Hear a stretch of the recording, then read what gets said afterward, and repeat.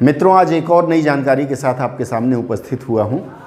मेरे पास काफ़ी दिनों से लोगों की क्वेरी आ रही है फ़ोन द्वारा, व्हाट्सएप द्वारा, और यहाँ तक कि आप हमारे यूट्यूब चैनल के इस संदेश बॉक्स में भी देख सकते हैं। तो लोग यह जानना चाहते हैं कि अब एसएससी ने परिणाम घोषित कर दिया, हम लोगों का चयन भी लगभग होने वाला है, तो अब कार्य की प्रकृति और वेतन क्या होगा। अनुवादक यदि आप बनते हैं तो आपके कार्य की प्रकृति और वेतन क्या होगा, सीनियर ट्रांसलेटर, जूनियर ट्रांसलेटर का वेतनमान कितना होगा, कितना अंतर होगा। एक मित्र ने तो मुझसे यह भी पूछा कि उनके नीचे कितने स्टाफ कार्यरत होंगे। तो मित्रों, मैं शुरुआत करता हूं। सबसे पहले मैं आपको बधाई देता हूं कि आप लोग इस अनुवादक के पद पर चयनित हुए हैं। अनुवादक के पद पर चयनित होकर जैसे ही आप किसी विभाग में जाएंगे तो अनुवादक के पद का नाम बदल दिया गया है। कई विभागों ने इसको स्वीकार कर लिया, 2-4 विभाग जो बचे हुए हैं वो भी स्वीकार करने की प्रक्रिया में हैं। तो आप जाते ही सबसे पहले कनिष्ठ अनुवाद अधिकारी कहलाएंगे, जूनियर ट्रांसलेशन ऑफिसर, और जो सीनियर ट्रांसलेटर चयनित होंगे उनका नाम होगा वरिष्ठ अनुवाद अधिकारी अर्थात सीनियर ट्रांसलेशन ऑफिसर। आपके नीचे अर्थात आपके मातहत जो होंगे, ऐसा कुछ नहीं कि आपके मातहत कोई होंगे, कार्य की प्रकृति सीनियर ट्रांसलेटर और जूनियर ट्रांसलेटर दोनों की एक ही होती है। किसी किसी विभाग में आपको एक टाइपिस्ट और एक स्टेनोग्राफर और एक एमटीएस मिलता है। एमटीएस का काम होता है कार्यालय की फाइलों को अधिकारी तक पहुंचाना या फिर अन्य संदेश अधिकारी से कर्मचारी तक पहुंचाना। इसके अलावा जो हिंदी टाइपिस्ट होते हैं उनका काम होता है हिंदी में प्राप्त पत्रों का या फिर आप अनुवाद करके देते हैं उसका टंकण करें। लेकिन यह देखने में आया है कि कई ऐसे विभाग हैं जहां आज की तारीख में टाइपिस्ट या स्टेनोग्राफर के पद नहीं है। पद होने के बावजूद उस पर लोग नहीं हैं। तो आप जिस दिन से ज्वाइन करेंगे आपको जो भी स्क्रिप्ट मिलेगा, यदि भाग्यवान हुए तो आपको एक टाइपिस्ट मिलेगा, अन्यथा आपको खुद ही अनुवाद करना पड़ेगा। कागज़ पे करिए या सीधे पीसी पर करिए।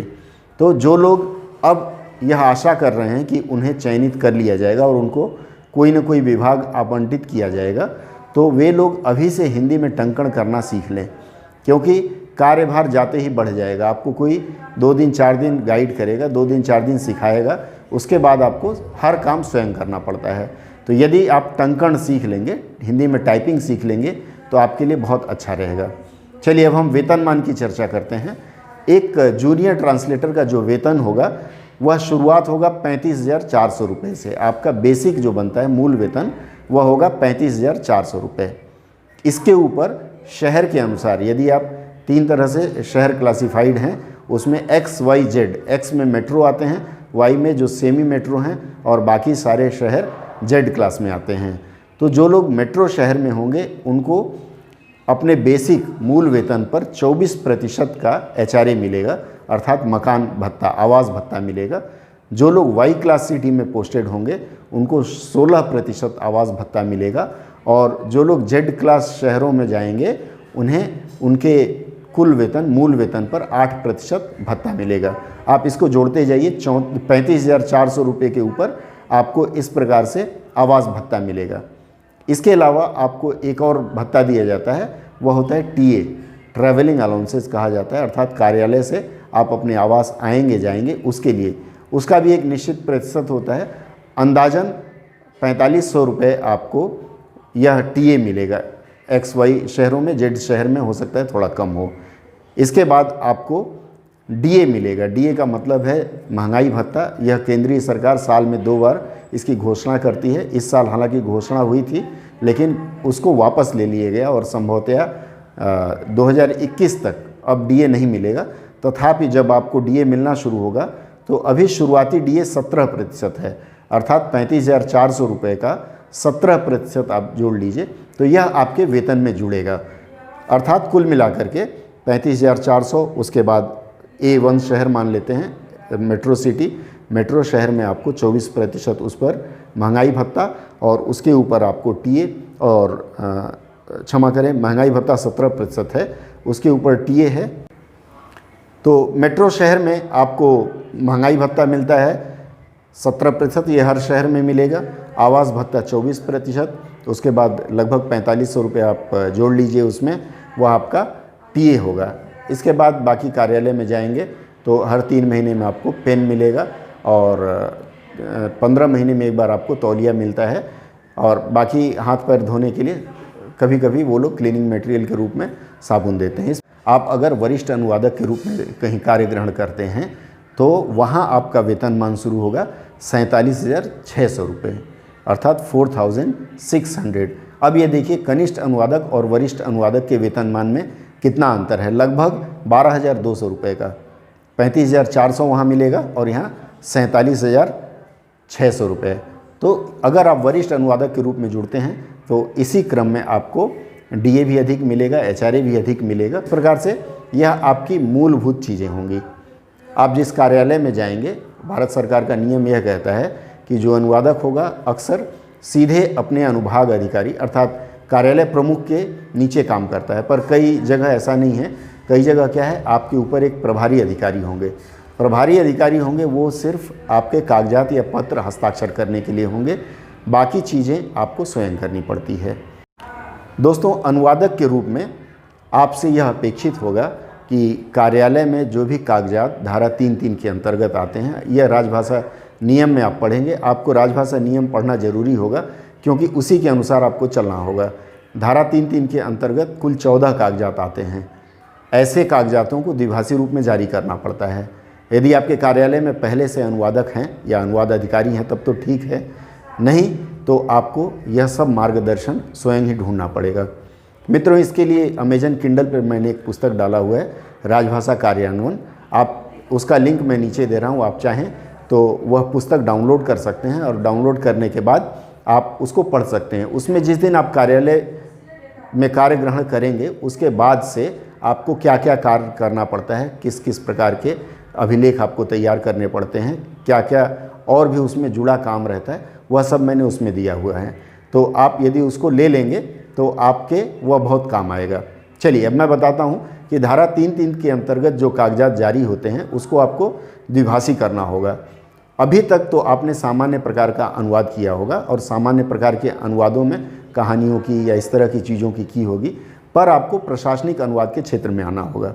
उसके लिए आपको प्रशासनिक शब्दावली का सहयोग लेना पड़ेगा। इसके बाद आपको कार्यालय में हर 3 महीने में एक बैठक का आयोजन करना पड़ेगा। उसे विभागीय राजभाषा कार्यान्वयन समिति की बैठक कहा जाता है। इस बैठक में आप अपने विभाग में राजभाषा के कार्यान्वयन या हिंदी का जो कार्य हो रहा है उसकी प्रगति के बारे में चर्चा करते हैं और जो कमी होती है उसको सबके नज़र में ले आते हैं। उसका विवरण भी आपको भेजना पड़ता है। उसके बाद आपको हर 3 महीने में राजभाषा विभाग के वेबसाइट पर जा कर के एक तिमाही रिपोर्ट भेजनी पड़ती है। आपके कार्यालय में पूरे महीने के अंतर्गत जो पत्राचार होता है हिंदी में या जो नोटिंग होती है उसका विवरण आपको जमा करना पड़ता है। इसके अलावा आपको मासिक रिपोर्ट और फिर छमाही रिपोर्ट है, जो भी रिपोर्टें तैयार करनी पड़ती है। अब उसके बाद से आपकी एक और जिम्मेदारी रहेगी, आपको जितने भी आपके कार्यालय में प्रशिक्षित लोग नहीं हैं उनको हिंदी प्रशिक्षण के लिए भेजना है। विशेषकर यह लागू होगा जो ख या ग क्षेत्र के कार्मिक हैं उनके ऊपर। ख अर्थात जिस क्षेत्र में हिंदी मातृभाषा नहीं है और ग जहाँ बिल्कुल हिंदी नहीं चलती है, तो उन क्षेत्रों में आपको कार्मिकों को हिंदी प्रशिक्षण के लिए भेजना पड़ेगा। राजभाषा विभाग का एक और विभाग है हिंदी प्रशिक्षण संस्थान, वहाँ आपको भेजना पड़ता है। उसमें फिर टंकन का प्रशिक्षण दिलाना पड़ता है, शॉर्ट हैंड का दिलाना पड़ता है। तो आप जो प्रशिक्षण के लिए भेजेंगे जिन लोगों को, उनका एक रजिस्टर रखना पड़ता है। ये सारी चीज़ें आपको मेरे उस पुस्तक में मिल जाएगी। आपके ऊपर जिम्मेदारियां बहुत बड़ी होंगी और काम भी बहुत बड़ा होगा। देखने में आपको लगता होगा कि काम बहुत कम है। अब मैं आपको बताऊंगा कि इस पद पर जुड़ने के बाद आपके कैरियर प्रोबेशन क्या रहेंगे। हर व्यक्ति चाहता है जीवन में विकास करे। मित्रों, अनुवादक के कैरियर में आपको अगर जूनियर से ज्वाइन करते हैं अर्थात कनिष्ठ अनुवादक के रूप में आप कार्य ग्रहण करते हैं तो आपको उसके बाद अगला जो मिलेगा वह होगा वरिष्ठ अनुवादक का, वरिष्ठ अनुवाद अधिकारी का। उसके बाद फिर अगली सीढ़ी आती है, उसमें आप सहायक निदेशक बनते हैं, उसके बाद उप निदेशक, उसके बाद संयुक्त निदेशक और उसके बाद निदेशक। वैसे राजभाषा का जो भी संवर्ग है इसमें कई ऐसे विभाग हैं जिसमें पदोन्नति और प्रोन्नति के अवसर बहुत कम हैं। कई ऐसे विभाग हैं जहां आप कनिष्ठ अनुवादक के रूप में जुड़ते हैं और आप कनिष्ठ अनुवादक या बहुत मुश्किल से वरिष्ठ अनुवादक के रूप में वहां से सेवानिवृत्त हो जाते हैं। तो इसके लिए आपको अगर अच्छा विभाग मिल गया तो तो आप भाग्यवान रहेंगे, आप सहायक निदेशक और उप निदेशक तक जा सकते हैं। अन्यथा आपको केंद्र सरकार में एक और नियम है कि उसमें यह कहा गया है कि आपके पूरे कैरियर में, पूरे सेवा काल के दौरान आपको कम से कम 2 पदोन्नति मिलनी चाहिए। तो 2 पदोन्नति अर्थात 20 साल के बीच में आपको 2 बार प्रमोशन मिलना चाहिए। पहला आपका होगा सीनियर ट्रांसलेटर का, दूसरा होगा सहायक निदेशक का। यदि आपको दोनों नहीं मिलते हैं तो हर 10 साल बाद वेतन वृद्धि दी जाती है, अर्थात आपको वरिष्ठ अनुवादक का वेतन आपको दे दिया जाता है। उसके बाद अगले 10 साल बाद आपको सहायक निदेशक का वेतन मिल जाता है। तो ये दुआ करिए कि आपको अच्छा विभाग मिले और प्रोन्नति के अवसर आपको अच्छा मिले। बड़ा विभाग तो बड़ी चीज़ें, छोटा विभाग तो छोटी चीज़ें। मित्रों, अगर हमारा यह वीडियो आपको पसंद आ रहा है, हमारा यह चैनल पसंद आ रहा है, तो मैं निवेदन करूंगा इसे सब्सक्राइब, लाइक और अपने जैसे मित्रों में शेयर अवश्य करें।